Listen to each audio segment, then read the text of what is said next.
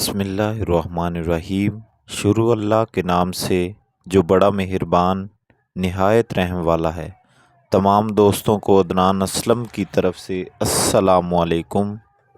گھر میں رزق کی تنگی ہونے لگے تو صبح اٹھتے ہی 3 سجدے شکرانے کے ادا کریں۔ صبح کو اٹھتے ہی اللہ کو رازق کہہ کر آواز دیں، رزق میں کبھی کمی نہیں آئے گی۔ رات کو چاول کھانے سے جسم میں چربی بھر جاتی ہے۔ تھوڑے سے پانی کے اندر سرکہ ملا کر سبزی کے اوپر چھڑک دو، سبزی تازہ رہے گی۔ بازاروں کی تیار شدہ چیزیں کھانے سے وزن میں تو اضافہ ہوتا ہی ہے، ساتھ حافظہ بھی کمزور ہو جاتا ہے۔ باجرے کی روٹی دودھ کے ساتھ کھانے سے جسم میں طاقت آ جاتی ہے۔ زیادہ گرم کھانے کے استعمال سے گلے کی بیماریاں جنم لیتی ہیں اور دل اور پھیپھڑوں کو کمزور کرتا ہے۔ گلاب کے پھول کے پتے چبانے سے خون کی کمی دور ہو جاتی ہے۔ سیب کے رس میں شہد ملا کر پی لینے سے ہر قسم کی کھانسی بند ہو جاتی ہے۔ نمکین چیز رات کے وقت کھانے سے فائدہ ہوتا ہے۔ کھانے کے فوراً بعد سو جانے سے کان جلدی بہرے ہو جاتے ہیں۔ نیند نہ آ رہی ہو تو دودھ کو گرم کر کے آنکھوں پر لگاؤ، نیند فوراً آ جائے گی۔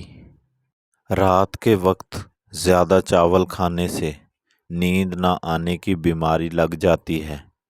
لسی اور دودھ ایک ساتھ پینے سے معدے میں درد کا خدشہ ہے۔